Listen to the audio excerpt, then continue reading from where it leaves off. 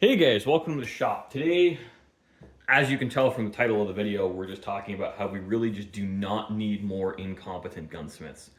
Now, I don't want to uphold myself as some bastion of competence and credibility, but I would consider myself above average in this industry. Um, but that being said, in a lot of ways, that is simply being the smartest kid on the short bus. For those non-US viewers, what that means is being the smartest intellectually or physically disabled person. Generally, when we refer to someone as riding the short bus in the US, that means that they're riding a dedicated bus for the intellectually disabled because they require more supervision. Um, so now that we're all on the same page about that, I grabbed a bunch of different guns. Two I built from scratch. One came in because the other guy screwed up, and this one came in for restoration. That was a lot harder because the other guy screwed up. Not to say I didn't make mistakes, at least on this particular gun, but I made a lot fewer and I made recoverable mistakes. Um, and that's something we need to understand. The inspiration for this video came from a guy on Reddit who's trying to post and start a gunsmithing program in Texas. Now, I was the first person to dogpile on because I looked him up. I'm like, name sounded suspicious, and I recognized it from when someone had posted about Sonoran Desert Institute, and I'd done some looking into their faculty. Now, for me, teaching at SDI is a huge red flag. With the competence and skill level of the average SDI grad, it's horrifying. Um, they're really just human paperweights. Now, that is to say, actually, a paperweight provides a valuable service in keeping my papers from blowing off somewhere. The average SDI grad really just doesn't know what they don't know, and they've been taken advantage of by a really scummy company, in my opinion. Uh, and I wanted to show, like, all of these guns look different, but we've got a Mauser, controlled feed. Getting these to feed with the new cartridges is an art in and of itself. We've got a push feed rifle. This requires a slightly more complicated breech than the Mauser and metric threading on a manual lathe. We've got a side-by-side shotgun. Side-by-side shotguns are a specialty in and of themselves.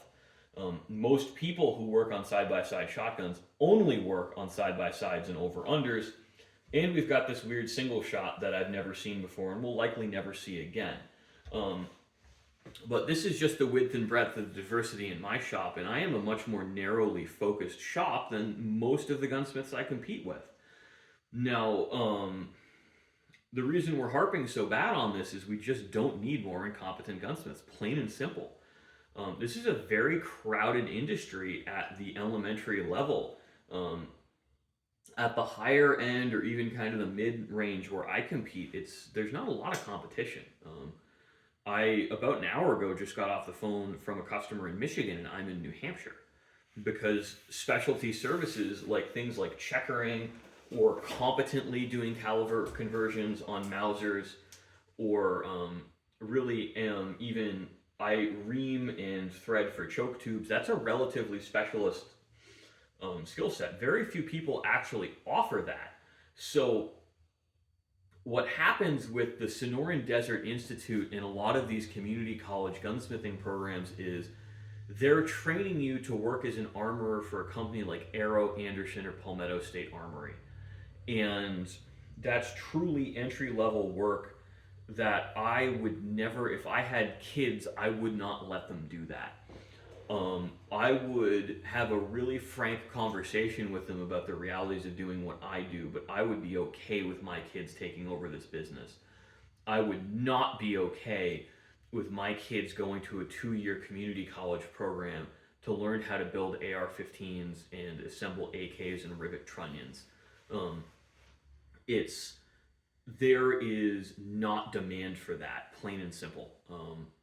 With those guns, there's too many factory options, and the factory options are really no functionally different than the bougie options until you get into super rare stuff where your value isn't the gun at all or what you're doing to the gun.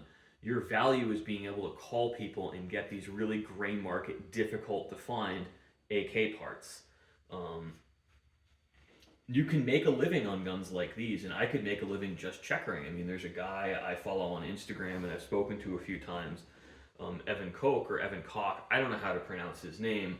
It's never come up, but he does really superb world class checkering, and that's how he makes his living. He does some stock duplication. That's what he's known for. But you're never gonna make a living with these entry level, really basic community college classes.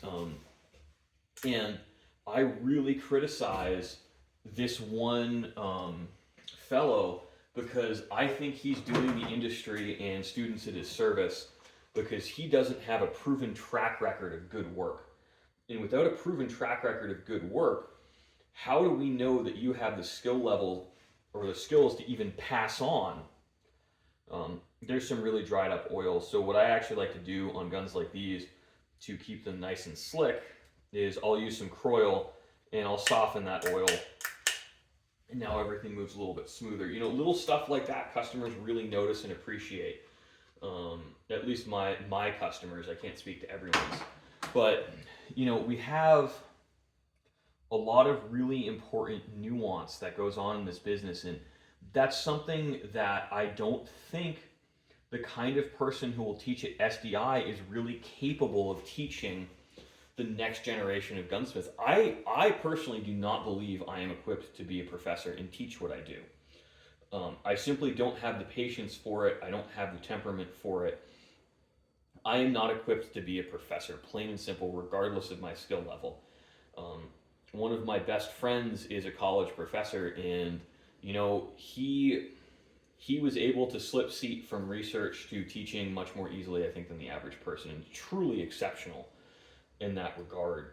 And I just have tremendous concerns about the increase in interest in gunsmithing to the point where we have really impressionable young people or veterans being soaked for their hard-earned money or their GI Bill they'll never get back. I think really the online courses are truly despicable because they provide nothing to the students that the students wouldn't be able to get online, and they take a lot of money for what they offer. I think we need to be really, really careful as a group to be extremely wary of any program teaching gunsmithing. I went through a more or less traditional apprenticeship experience, and a lot of my skills are self-taught. I completely taught myself checkering from scratch. The first time I picked up a checkering tool, I don't think I had held one in almost 20 years, and I had never put one to wood. That is something I had to learn. And if you cannot teach yourself some of these skills, no one will do it for you. It is, in my opinion, very scummy that a lot of these college programs don't teach the traditional woodworking because the traditional woodworking is very in demand, regardless of what people see. And there's truly less competition for it. The reason it's not taught is because, in my experience, most of these people can't do it, and they have built careers on not doing it, and they think because they got away with it and were okay making $40,000 or $50,000 a year as a self-employed person, which is really nothing after COVID. It's okay to teach the next generation of people who are going into an increasingly competitive market the same skills they had, as minimal as they are.